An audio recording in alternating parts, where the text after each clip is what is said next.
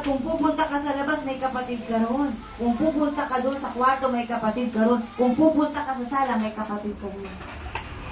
At masarap ang marami magkakapatid sa Panginoon. Sa Panginoon! At kayong lahat ay magkakapatid sa pananampalataya. Sapagkat ang Diyos nyo ay iisa. Sa ngalan ni Jesus.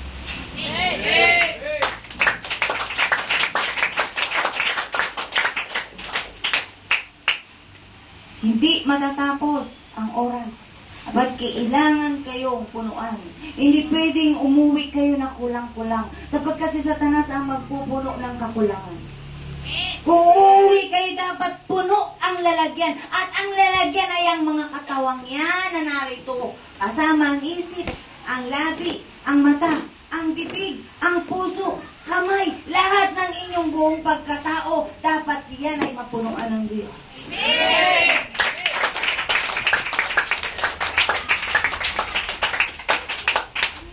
Pagkat ang taong kulang, naghahanap ng kakulangan, di niya alam si Satanas ang magbibigay nun sa kanya. Kung dala mo ang Diyos, kontento ka na. Wala ka nang hahanapin pa. Sapagkat alam mo ang Diyos, nasa Kanya ang lahat ng bagay.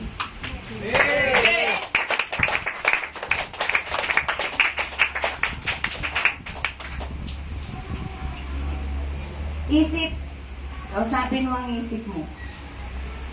Tunay na tama ang mga narinig ko. Sabihin mo, tunay na tama ang mga narinig ko. Na talagang kailangan ng tawang Diyos. Amen! At kapag nalaman mong kailangan mo nga ang Diyos, ay magdidesisyon ka. Panginoon, samahan mo ako. Huwag mo akong iiwan. Abat, iniwan mo ako. Di ko alam kung paano ako mabubuhay nang wala ka sa piling ko. Amen!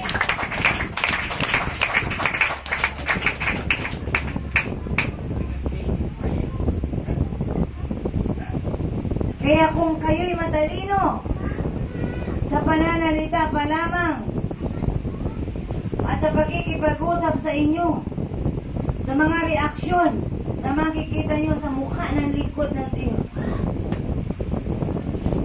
gawa-gawa lang ba yan ni Satanas? Para sabihin, tao, magparo ka at bumalik ka sa Diyos? Sasabihin ba ni Satanas sa'yo yan? Hindi. Dapat ang gusto ni Satanas, magpatuloy kang magkasala.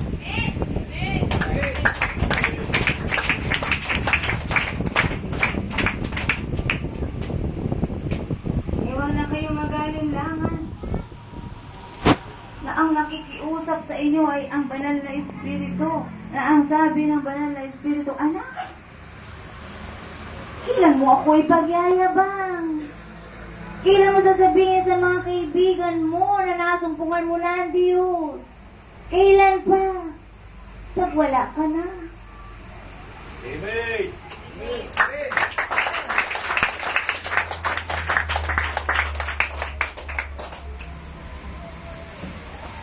Puso na nagdidesisyon ng isang tamang desisyon ang kailangan ng Diyos ngayon.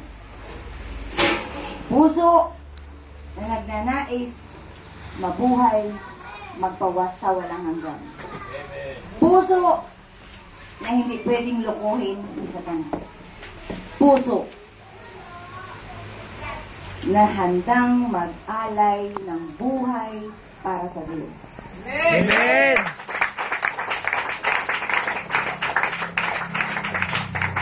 At kung kayo mga narito, handang mag-alay ng buhay para sa Diyos, babalik kayo rito.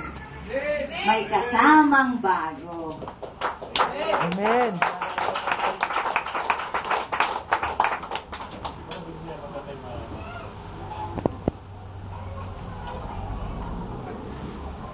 Sapagkat ikaw ay pinago ng Diyos, yung dadalhin mo rito, magiging kapanalig mo yun.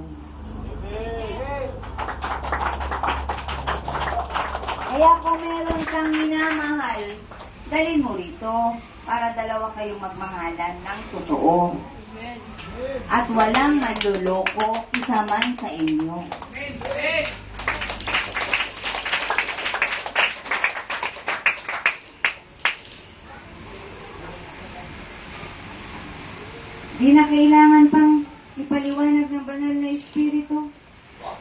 ang kalaliman ng pagka-Diyos ni Jesucristo.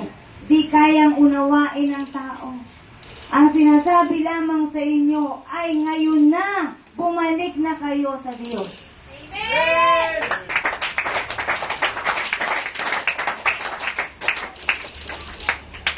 Yun lang. At kung babalik kayo ngayon, wag na kayong magdidesisyon pa na subukang umalis sa piling ng Diyos. Bakit sinabing subukan? Sabagat maraming tao ang umaalis sa piling ng Diyos sapagkat sumusubok ng buhay sa labas na hindi kasama ang Diyos. Yun ang ibig sabihin ng pagsubok. Susubukan mo na mamuhay na ikaw ang nasusunod, hindi ang Diyos. Kapag ikaw ang nasunod, kahit saan mo gustong pupunta, pupunta ka.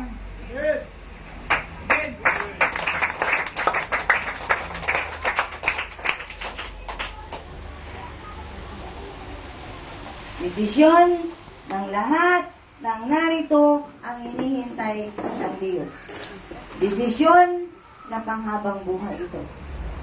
Kung saan man kayo pupunta at sakaling tinanggap nyo nga ang Diyos dito, tuturuan kayo ng Diyos para maging lingkod kayo sa lugar na pupunta ninyo.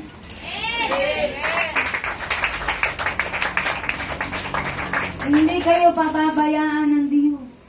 Ang nais lamang ng Diyos, mag-aral muna kayo dito habang may mga panahon at oras pa kayo. Apagkat pupunta kayo kung saan-saan kayo papupuntahin ng Diyos, kailangan meron kayong dala, sandata, ang salita ng Diyos na itinuturo nito.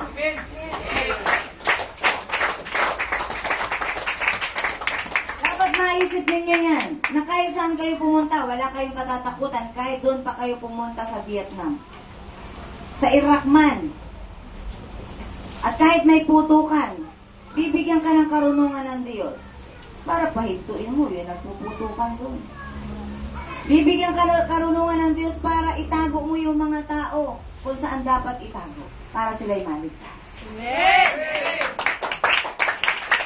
Dapat malaman niyo yan na kapag ang Diyos ang dala ninyo, ang Espiritu ng Diyos ang dala nyo, wala na kayong ikatatakot at ikapapangamba pa kahit saan kayo pumunta. Kahit anong oras, anong araw, anong panahon pa yan, wala kayong ikatatakot pa. Kapagkat Diyos na ang nagsabi, anak, sasamahan kita. Amen!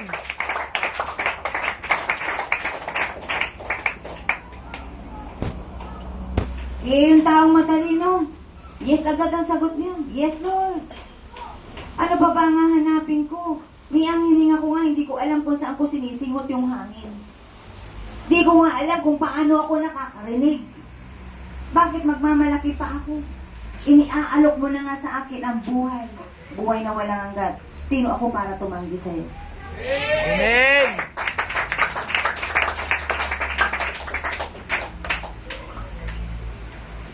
Kaya walang inaasahan ng Diyos na ngayong araw na to, sa lahat ng mga nakapakinig, walang inaasahan ang Diyos na tatanggi sa Kanya.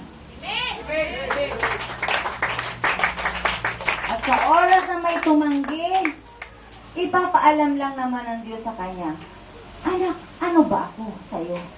Bakit mo ako tinanggihan? Sino ba ang kailangan mo? Ako na nagmamahal sa'yo o si Satanas na ipapahamak ka? At ikaw ang sasagot. Kapag napapahamak ka na, magsisisi ka sigurado. Bagat alam mo na hindi Diyos ang kasama mo kapag napahamak ka. Amen!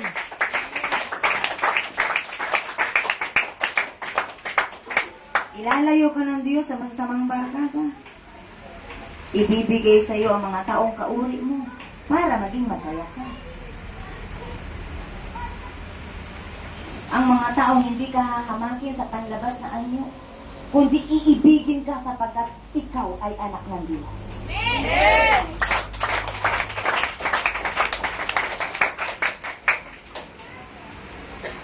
Kaya kung ang hinahanap ninyo ay yung tunay na magmamahal sa inyo, nandito yun sa loob ng gawain. Amen. Narinig niyo ba yung sinabi? Nandito sa gawain ito, pero yung palakpak niyo patay.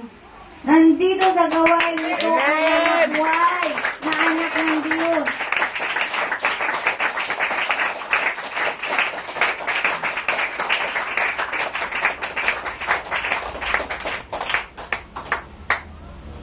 Tunay na nakakapagod at nakakapanlata ang pakikinig ng salita ng Diyos. Pero kung ang hanap mo ay buhay, mabubuhay ka habang tumatagal na nakikinig ka ng salita ng Diyos. Amen. Kapag habang dumarami ang napapakinggan mo ng salita ng Diyos, lalong lumalalim ang pagkakilala mo sa Diyos.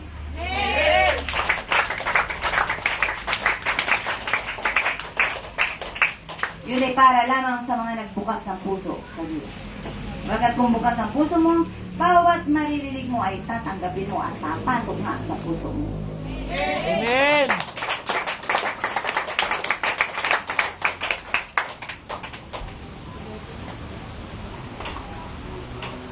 Sa lahat ng mga dati na dito, gustong ipalam sa inyo ng Banal na Espiritu na may isang mahalagang sorpresa sa inyong lahat.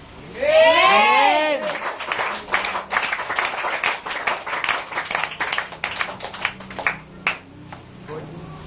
Kung hindi matatag yung babae, wala ang gawain ito. Amen.